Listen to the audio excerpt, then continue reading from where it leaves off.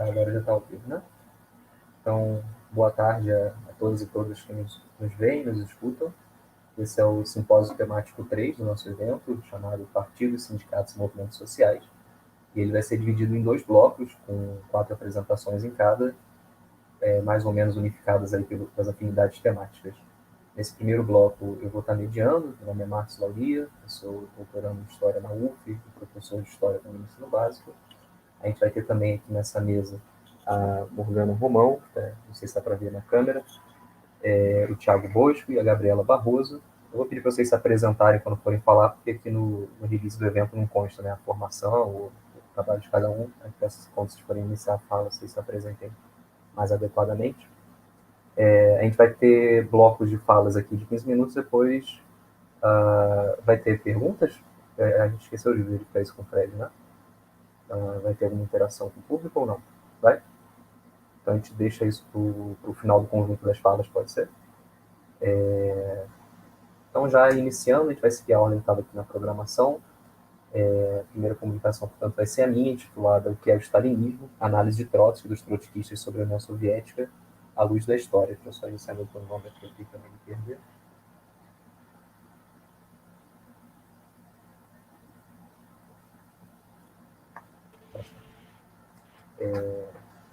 Então, beleza. Essa minha apresentação, ela é meio que o cerne da minha tese de doutorado que eu estou desenvolvendo na UF, na Federal Fluminense, onde eu estou analisando a trajetória histórica o que alguns chamam de teoria do Estado Operário Deformado, então a teoria do stalinismo conforme Trotsky e o movimento trotskista internacional, onde eu analiso tanto o arcabouço desenvolvido pelo Trotsky ao longo da sua vida para analisar o fenômeno da União Soviética e os rumos que ela seguiu, quanto também como que esse arcabouço foi apropriado pelas organizações que vieram depois de Trotsky, reivindicando seu legado, as organizações ligadas à Quarta Internacional e os vários grupos que vão se fragmentando aí ao longo do pós-Segunda Guerra, mas reivindicando esse legado da Quarta, para entender como que, frente a uma série de outros eventos posteriores, né, de revoltas pelo socialismo democrático, o próprio colapso do bloco soviético ao fim do século, como que esse arcabouço foi posto em prática por esses diferentes grupos. É uma forma também de entender um pouco a história do trotskismo, né, já que a União Soviética é um tema central para essa vertente do socialismo revolucionário, mas também uma forma de avaliar algo que eu já de partida encaro como uma contribuição muito importante ao marxismo, que é essa análise do Trotsky, e ver se ela ou as apropriações que foram feitas dela posteriormente, digamos assim, passaram no teste da história, né? Então, essa minha comunicação vai se dividir em 2 momentos. Primeiro, eu vou apresentar uma síntese da contribuição do Trotsky, depois uma avaliação dessa contribuição frente a alguns eventos. Eu vou salpicar um pouco, digamos assim, essa segunda parte com contribuições vindas das forças trotskistas do pós-Segunda Guerra, né? Uma apresentação, de fato, de como que esse arcabouço foi apropriado demandaria mais tempo, teria que ser algo à parte. Aqui eu vou focar mais nessa teoria do Estado Operário Deformado e, digamos, na validade histórica dela. Então, para começar efetivamente, né, eu sempre gosto de ressaltar que o Trotsky tem uma biografia muito conhecida, né, no sentido de ser um opositor do stalinismo, de ter sido uma vítima do regime, alguém que pagou com a vida ali por defender os ideais de democratização da democracia operária na União Soviética, do internacionalismo revolucionário. E é menos conhecido essa sua contribuição analítica, conceitual, sobre o que era a União Soviética enquanto formação social e o que era o stalinismo enquanto um regime que se instalou nessa formação social a partir ali de meados dos anos 20, principalmente se consolidando nos anos 30, né? Então, stalinismo mesmo é muitas vezes tratado pela bibliografia, pelos comentadores, como um termo acusatório, ou então como um equivalente para se referir ao governo do Stalin, né? Mas, efetivamente, nas elaborações do Trotsky, ele é um conceito para entender melhor o que é aquela formação social e os rumos que ela tomou nos anos seguintes à Revolução de 17. Né? E aí, essa primeira parte aqui, eu vou tentar apresentar um pouco esse conceito, esse arcabouço. Né? Que é um arcabouço que, muitas vezes, ele apesar dessas confusões, né, que esse pouco conhecimento que existe sobre ele, não obstante, muitos autores, ainda que não defendendo esse arcabouço, ainda que não concordando inteiramente com ele, reconhece que ele é uma das análises mais sofisticadas, ou então tiram insights a partir deles, usam elementos dele, né, para ter suas próprias análises. Autores muito diversos, como, só para citar alguns aqui, né, Perry Anderson, Moshe Levin, Isaac Deutsch, Thomas Twiss, Hillel Ticket, Tony Cliff, autores que muitas vezes entram em divergências enormes sobre o que era a União Soviética, mas todos eles Tem aí um reconhecimento, né, da importância das contribuições do Trotsky, retiram alguns elementos ali, ou então reivindicam na integridade essas contribuições do Trotsky, né? Então a gente vê que é um arcabouço vivo, ainda que não muito debatido, ainda que não tenha uma visibilidade que eu acho que mereceria. Mas ainda assim, na bibliografia especializada, seja acadêmica, seja militante, ele ainda hoje é alvo de reivindicações, de debate. E é importante destacar que ele passa por muitas mudanças, né? A oposição Trotsky ao Stalin, ao regime da burocracia soviética, ela começa em 1923, na luta da oposição de esquerda, a oposição de 23, como é chamada, e se prolonga até 1940, quando ele é assassinado por um agente stalinista no seu exílio no México. Ao longo desse período aí, ela passa, essa avaliação dele, também as posições políticas que ele vai tirar dessa avaliação, passam por muitas mudanças, algumas significativas, inclusive, ainda que haja muitas continuidades importantes. Então, o Perry Anderson, por exemplo, ele faz uma proposta que eu acho muito interessante, dividir em fases, né, a elaboração do Trotsky sobre o que era o stalinismo. Uma fase inicial, uma fase intermediária, meio que de transição, em que as ideias começam a ser mais reavaliadas, uma fase madura. E essa minha exposição aqui vai se focar mais na fase madura, que é que eu acho que é mais consistente, mais interessante como um arcabouço para ser apropriado. Que é desenvolvida principalmente a partir de 1933, 35, os anos ali da virada de algumas avaliações anteriores, e que está mais consolidada, né, em termos de apresentação na obra A Revolução Traída, de 36, e também na série de artigos que foram compilados sobre o título de Em Defesa do Marxismo. São duas obras aí que eu recomendo muito quem quiser entender melhor, mais a fundo essas ideias, e que são muito representativas dessa fase mais madura dele, né? E é importante destacar essas mudanças, porque muitas vezes os comentadores não se atentam para elas e acabam misturando conceitos e posições que o Trotsky acaba abandonando, revendo nessa fase madura, né? Ou então acaba até fazendo um movimento inverso, de projetar para os primeiros anos das suas avaliações e luta posicionista, posições e conceitos que ele só veio desenvolver posteriormente, né? Então, enfim, mereceria uma apresentação à parte também, esse desenvolvimento histórico da elaboração do Trotsky, mas é importante pontuar essas mudanças para evitar certas confusões comuns.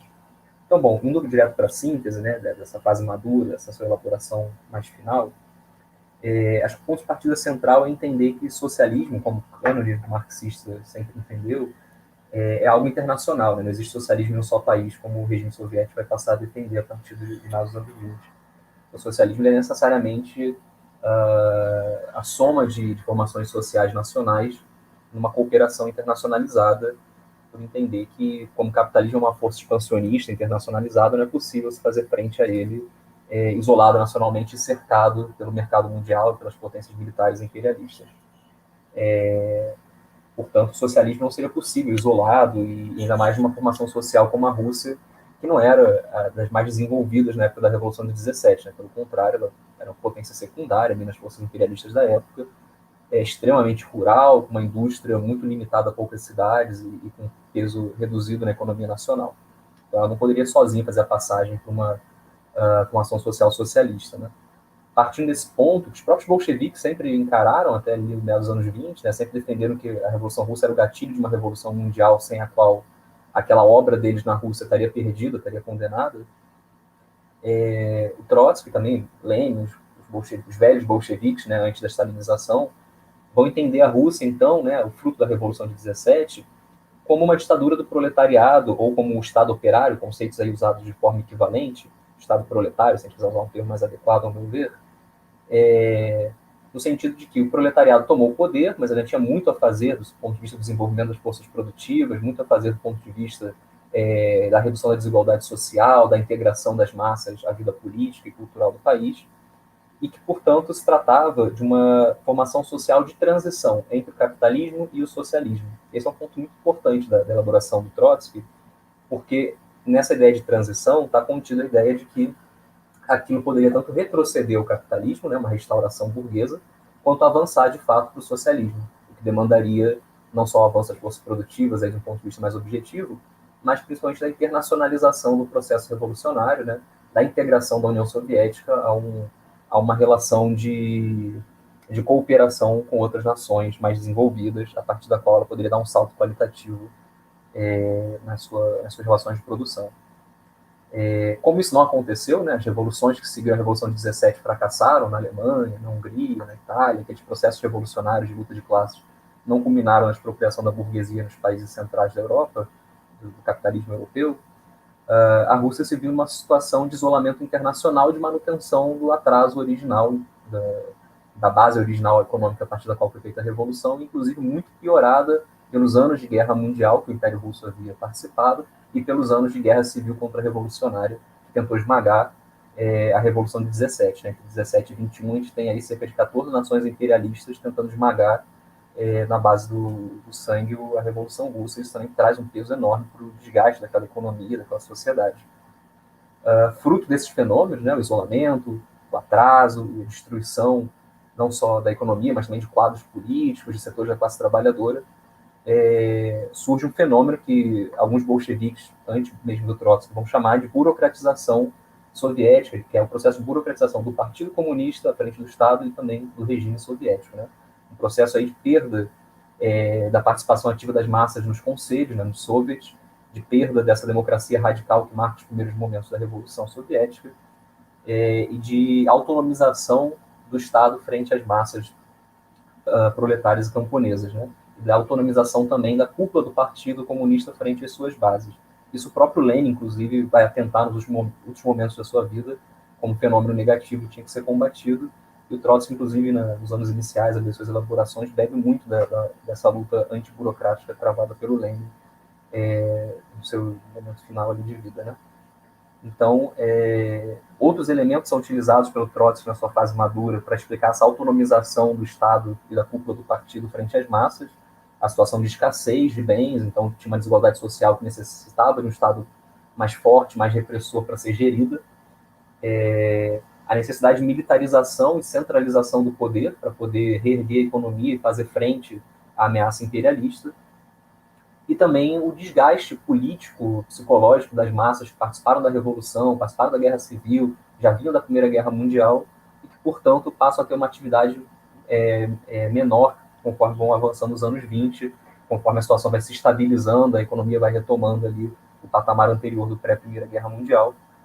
Ocorre, então, uma acomodação conservadora das massas, digamos assim, que já não estão mais tão dispostas à participação política, às lutas intensas, ainda mais a apostar na internacionalização da Revolução.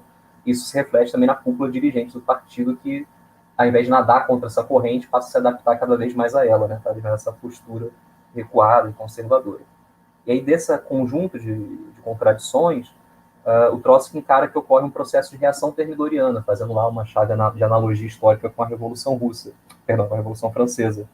Isso é, uma expropriação política do poder das massas, do poder dos soviets, por parte dessa burocracia administrativa cada vez mais conservadora, cada vez mais avessa ao programa de internacionalismo revolucionário do original do processo. Né? Então, a gente tem aí uma troca de poder desses órgãos de democracia direta cada vez mais desgastados e esvaziados ao longo dos anos 20, para passar para a mão dessa burocracia materialmente privilegiada, que tinha uma condição de vida melhor, acesso a mais bens, a melhores hospitais, melhores escolas para suas famílias, e que visa manter essa situação de privilégio. Né? A lógica principal do conservadorismo dessa burocracia também tem muito a ver com a vontade de manter essa pequena melhoria que ela consegue para a sua vida frente ao que é a vida das massas naquele momento. Mas, ao mesmo tempo que ocorre essa tomada do poder pela burocracia, ela se baseia ainda nas relações de propriedade e produção criadas pela Revolução. Né? Então, não ocorre uma contra-revolução capitalista que restaura a propriedade privada e as relações de exploração do trabalho pelo capital. O Trotsky, inclusive, vai usar a ideia de uma reação ainda constrangida a vestir as roupas da Revolução para explicar certas posturas e fraseologias supostamente marxistas dessa burocracia, uma vez que ela se vê nessa contradição, de ao mesmo tempo ter que defender seus interesses particulares, de privilégios materiais, mas está assentada nas conquistas sociais da Revolução e se vê forçada, em uma medida, a defendê-las para manter seu próprio privilégio material, sua própria existência. Por conta da manutenção dessas relações sociais criadas pela Revolução, o Trotsky vai insistir muito na superioridade da União Soviética frente ao capitalismo enquanto formação social. Apesar dos seus limites, das suas contradições, ele vai encarar que ainda é uma sociedade de transição ao socialismo que pode avançar e que, por ser a sociedade de transição, já é superior ao capitalismo, ou pelo menos superior em potencial ao capitalismo. E daí a defesa que ele faz, né, da União Soviética contra possíveis restaurações, forças restauracionistas. Sobre a burocracia, mais especificamente, existe muito debate se era uma classe dominante, uma classe nova exploradora. O Trotsky vai defender que ela era um grupo social. Ele chega a usar o termo casta, que eu acho meio inadequado, mas também o termo grupo social, que eu acho melhor, essencialmente parasitário, por conta dessa vinculação que tinha com a propriedade estatizada, criada pela Revolução, como fonte de seus privilégios materiais. Mas não era uma classe porque a sua relação com esses meios de produção era muito indireta, né? Era a relação da gestão e da distribuição do sobreproduto, e não uma relação de posse. Inclusive, a burocracia, com frequência, enfrenta convulsões internas nas quais burocratas vão do topo à base, da base ao topo da hierarquia, muito facilmente, de acordo com as disputas políticas internas nesse grupo social, diferente da estabilidade que envolve a relação de uma classe com os meios de produção. E ele vai enfatizar muito a visão política conservadora dessa burocracia que deseja manter o seu poder, manter o seu status quo, tanto frente a uma possível restauração capitalista, quanto frente a uma possível retomada da ação das massas para garantir que a propriedade seja socializada, não só do ponto de vista formal ali da estatização, mas também do ponto de vista da sua gestão, ou seja, assumirem ali um planejamento verdadeiro, social, da propriedade socializada, através de comissões de fábrica, soviets revividos e por aí vai.